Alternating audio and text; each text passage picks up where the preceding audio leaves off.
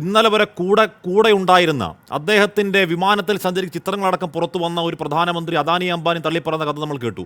എഴുതി വെച്ചോ രാജു പി നായർ, നാളെ ഇ ഡിയെ തള്ളിപ്പറയാൻ പോവുകയാണ്. അരവിന്ദ് കെജ്രിവാളിനെ പിടിച്ച് അറസ്റ്റ് ചെയ്യാത്തിട്ടതിൽ ഇ ഡി ഞങ്ങളുടെ കൂട്ടാണ്, അത് രാഹുൽ ഗാന്ധിയുടെ അന്തകനാണെന്നൊക്കെ പ്രധാനമന്ത്രി നരേന്ദ്രമോദി പക്ഷേ നാളെ പ്രസംഗിച്ചേക്കാം. പോട്ടെ, രാജു പി നായർ നെറികെട്ട കോട്ട എന്ന് പറയാനുള്ള കാരണം എന്താണ്? ഒരു സംസ്ഥാനത്തിന്റെ മുഖ്യമന്ത്രിയെ രാജ്യചരിത്രത്തിൽ ആദ്യമായി പിടിച്ച് അറസ്റ്റ് ചെയ്ത് അകത്തിടുന്നു. അതിനുള്ള കാരണം എന്താണ്? BJPക്ക് ഇലക്ട്രൽ ബോണ്ട് വഴി കോടികൾ കൊടുത്ത ഒരു മാപ്പ് സാക്ഷിയുടെ വാക്കുബലം മാത്രമാണ് നിലവിൽ. കോടതികളിലേക്ക് തെളിവുകൾ എത്തിയിട്ടേയില്ല. സംഭ്രമജനകമായി എന്തൊക്കെയോ ഉണ്ട് എന്ന് പറയുന്നതല്ലാതെ ആധികാരികമായി പറയുന്നു കോടതികളിലേക്ക് തെളിവിന്റെ അരക്കഴഞ്ചെത്തിയിട്ടില്ല. നെറികെട്ട കോട്ട എന്ന് പറയുന്നത് തെറിയാണോ രാജു പി നായർ?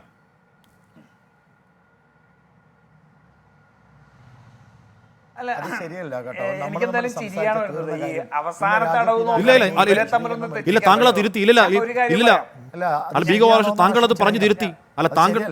താങ്കൾ അത് പറഞ്ഞത് വിശദീകരിച്ചു. എന്റെ രാജ്യത്തിന്റെ ചോദ്യമാണ്. ഇല്ല ബി ഗോപാലകൃഷ്ണൻ താങ്കൾ അത് ശരി താങ്കൾ അത് പറഞ്ഞ് എന്നെ പറയാവുന്ന പള്ളും ഭർസനങ്ങളും പറഞ്ഞ് വാവിട്ട വാക്ക് പറഞ്ഞ് താങ്കൾ അത് വിശദീകരിച്ചു താങ്കളുടെ എന്താണ് സ്വതസിദ്ധമായ ഭാഷയിൽ. ഇനി രാജു പി നായർ പറയട്ടെ. രാജു പറയൂ. അല്ല ഹാഷ്മി, രാഹുൽ ഗാന്ധി എന്തായാലും ഈ തെരഞ്ഞെടുപ്പിൽ മാത്രമല്ല അദ്ദേഹത്തിന്റെ രാഷ്ട്രീയ പ്രവർത്തനം നടത്തുന്നത് സത്യത്തിന്റെ വെളിച്ചത്തിലാണ്. അദ്ദേഹത്തിന്റെ ഉള്ള സെൽഫ് കോൺഫിഡൻസ് ആണ് അദ്ദേഹത്തിന്റെ ഏറ്റവും വലിയ മുഖമുദ്ര.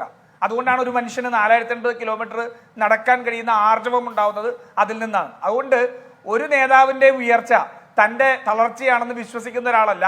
അങ്ങനെ വിശ്വസിക്കുന്ന ഒരാള് ചെയ്ത പരിപാടിയാണ് ഇന്ന് പൊളിഞ്ഞത്. ഒന്ന്, പിന്നെ അങ്ങ് നെറികേട് എന്ന് പറയുന്ന വാക്ക് BJPയുടെ രാഷ്ട്രീയവും നരേന്ദ്രമോദി എന്ന് പറയുന്ന വ്യക്തിയുടെയും ശരിയായിട്ടുള്ള ഒരു രാഷ്ട്രീയത്തെയാണ് നിങ്ങൾ നെറികേട് എന്ന് പറഞ്ഞത്.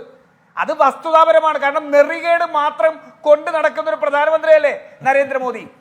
ആ നെറികേടിനെതിരെ ആ വാക്ക് അവരുടെ ശരിയായിട്ടുള്ള അവരുടെ ഇമേജ് പുറത്തേക്ക് കാണിക്കുന്ന വാക്ക് ഉപയോഗിക്കുമ്പോ ഗോപാലകൃഷ്ണൻ വലിയ ഇതൊക്കെ വരും. ഇന്നലെ എനിക്ക്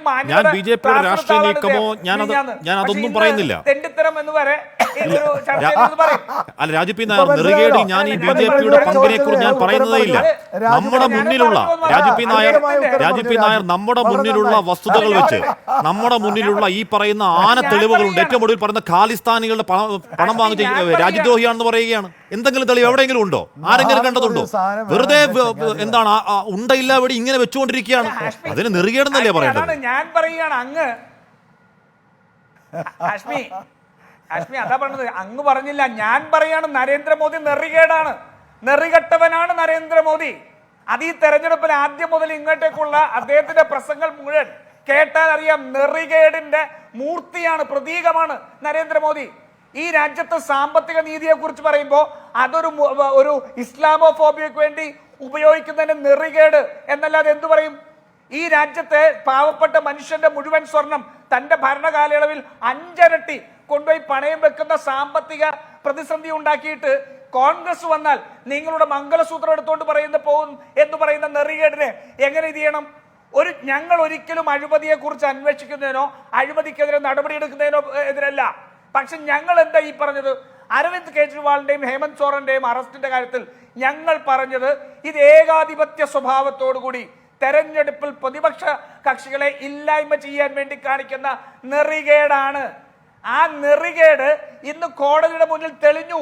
അത് നെറികേടാണ്. നെറികെട്ട കോട്ടയിലേക്ക് എത്തിയത് എത്രമാത്രം ഇവിടെ സൂചിപ്പിച്ചല്ലോ. എന്തൊക്കെ ഇന്ന് അവസാനം കൊണ്ടുപോയിട്ട് ഒരു അഫിഡവിറ്റ് കൂടി കൊടുത്തു. ആലോചിച്ച് നോക്കൂ, പ്രമേഹം രാജു പി നായർ ആലോചിച്ച് നോക്കൂ. ഡയബറ്റിക് രോഗി അരവിന്ദ് കെജ്രിവാൾ ജാമ്യം കിട്ടി വീട്ടിൽ പോകാൻ ജയിലിനകത്തിരുന്ന് മാങ്ങ കഴിക്കുകയാണ്. മാങ്ങ കഴിച്ച് ഡയബറ്റിക് കൂട്ടാൻ നോക്കുന്നു. നെറികെട്ട വാദമല്ലേ ശ്രീ രാജു പി നായർ? അതിന് നെറികേടെന്നല്ല പിന്നെ എന്താണ് വിളിക്കേണ്ടത്? അതാ പറഞ്ഞത് ഈ നെറികേടാണ് ഈ BJPയുടെ സർക്കാരിന്റെയും നരേന്ദ്രമോദിയുടെയും ഏറ്റവും അടിസ്ഥാനപരമായ ഏറ്റവും ഇതിലേക്ക് പോയി കഴിഞ്ഞാൽ അവരുടെ സ്വഭാവം ഈ നെറികേടാണ്. ആ നെറികേട് നരേന്ദ്രമോദി അയാളുടെ രാഷ്ട്രീയ ജീവിതത്തിന്റെ തുടക്കം മുതൽ കാണിച്ചു പോന്നിട്ടുള്ളതാണ്. സ്വന്തം പാർട്ടിക്കകത്തും പുറത്തും കാണിച്ചിട്ടുള്ള ആളാണ്.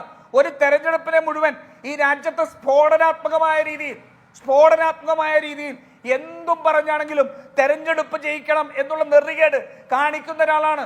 അദാനി അംബാനിയുടെ പണം ഉൾപ്പെടെ മുഴുവൻ കാര്യങ്ങൾക്ക് നിന്ന ആള് ഒരു തെരഞ്ഞെടുപ്പിന് വേണ്ടി അദാനിയും അംബാനിയും കള്ളപ്പണക്കാരാണെന്ന് പറയും. എങ്ങനെ? താൻ തന്നെ കള്ളപ്പണം ഇല്ലാതെയാക്കാൻ വേണ്ടി ഈ രാജ്യത്ത് നോട്ട് നിരോധനം നടത്തി ഇവിടുത്തെ കോടിക്കണക്കിന് മനുഷ്യരെ അവരുടെ മുതുകൽ ചവിട്ടിക്കൊണ്ട് ഒരു സാമ്പത്തിക വിപ്ലവം നടത്തി കള്ളനോട്ട് ഇല്ലാതെയാക്കി എന്ന് പറയുന്ന അതേ മനുഷ്യൻ ആ നെറികേട് പറയും. എന്ത്? അദാനിക്കും അംബാനിക്കും കള്ളപ്പണമുണ്ട്, അങ്ങനെ പോയി അന്വേഷിക്കുക.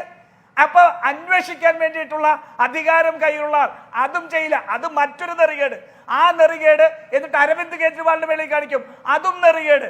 അതുകൊണ്ട് ഇവരുടെ ആത്യന്തികമായ ഇവരുടെ സ്വഭാവം രാഷ്ട്രീയം നെറികേടാണ് ആഷ്മി. അതല്ലാതെ നേരിന്റെ രാഷ്ട്രീയത്തിൽ നിൽക്കുന്ന ഒരാൾക്കും നരേന്ദ്രമോദിയെ ആവാൻ കഴിയില്ല. ഈ രാജ്യത്തിന്റെ പോരാട്ടം അതാണ്. പോരാട്ടം അതാണ്. നെറികേടിനെതിരെയുള്ള നേരിന്റെ പോരാട്ടമാണ് ഈ രാജ്യത്ത് നടന്നുകൊണ്ടിരിക്കുന്നത്.